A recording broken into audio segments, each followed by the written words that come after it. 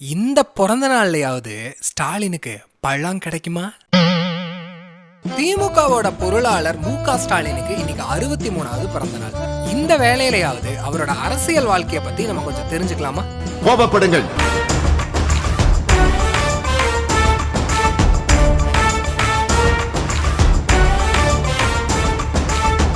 Next generation political leaders அப்படின்னு நம்ம எடுத்துக்கிட்டோம்னா மு.க. ஸ்டாலினுக்கு மட்டும்தான் நீண்ட அரசியல் அனுபவம் இருக்கு.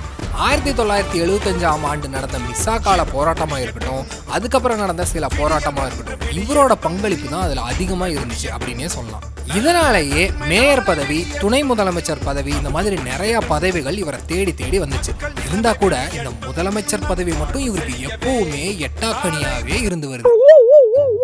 மழை வெள்ளம், ஸ்டிக்கர் கவர்மெண்ட், நிர்வாக சீர்கேடு அப்படின்னு இப்ப இருக்கிற கவர்மெண்ட் மேல மக்கள் ரொம்ப விரக்தியா இருக்காங்க. இந்த எதிர்ப்பை அப்படியே ஓட்ட அறுவடை செஞ்சுக்கலாம் அப்படிங்கிற முயற்சியில எதிர்கட்சிகள் எல்லாம் மும்பலமா வேலை செஞ்சுட்டு வர்றாங்க. இதெல்லாம் இருந்தாலும் இப்ப இருக்கிற ஏடிஎம்கே கவர்மெண்ட் மேல எந்த அளவுக்கு மக்களுக்கு அதிருப்தி இருக்கோ அதை விட பல மடங்கு இதுக்கு முந்தின ஆட்சி அமைச்ச டிஎம்கே மேலையும் இருந்துச்சு. இதனாலேயே மக்களை தன் பக்கம் இழுக்கணும் அப்படிங்கிறதுக்காக 234 தொகுதியிலையும் நமக்கு நாமே அப்படின்னு பயணம் போனாரு மு.க. ஸ்டாலின்.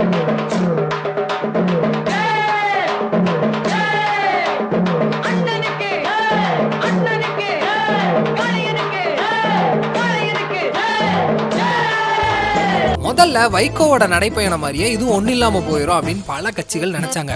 ஆனா ஓரளவுக்கு கூட்டம் சேர்ந்ததை பார்த்தோன்னே நம்ம சின்னவரை வச்சு செஞ்சாங்க எல்லா கட்சியினரும். இவர் ஊராக போய் அவதூறு சேற்றுகளை அள்ளி வீசுகிறார். மின்தடை இருக்கிறது என்கிறார். தமிழ்நாட்டில் தொழில் நிலைமை சரியில்லை என்கிறார். ஸ்டாலின் தன்னுடைய இருப்பை உறுதி செய்வதற்காக வருகிற உலா இந்த உலா. டீ கடைக்கு போனோம், டீயை குடிக்கணும். அங்க 3 பேர் உட்காந்துட்டு இருப்பாங்க. அந்த டம்ளர்லாம் கழுவி கொடுத்துருப்போம், நல்ல சுத்தமா பால்லாம் வச்சிருப்போம். அதை பத்தி நீங்க கவலைப்படாதீங்க.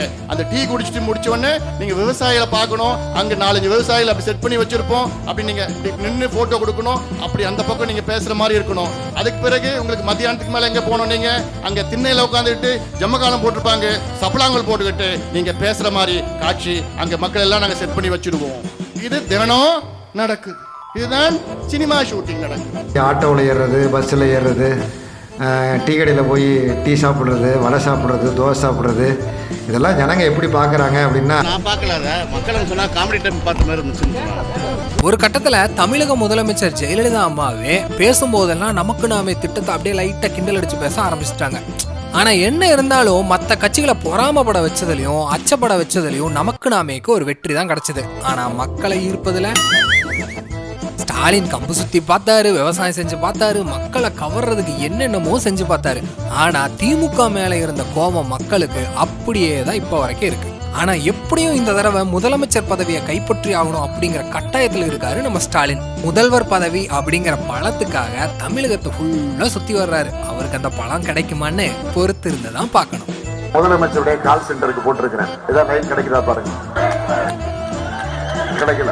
இப்போ என்னுடைய தொடர்பு கொள்வதற்கு என்னுடைய தொகுதியில் இருக்கக்கூடிய மக்களுக்கு ஒரு நம்பர் போடுறேன்.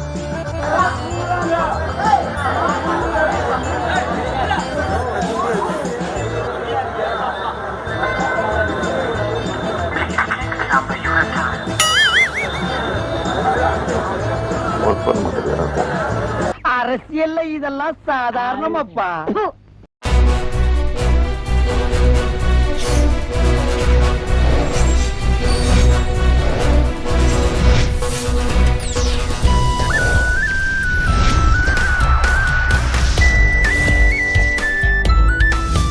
லங்கா ஸ்ரீ உலகத் தமிழர்களின் இதய துடிப்பு.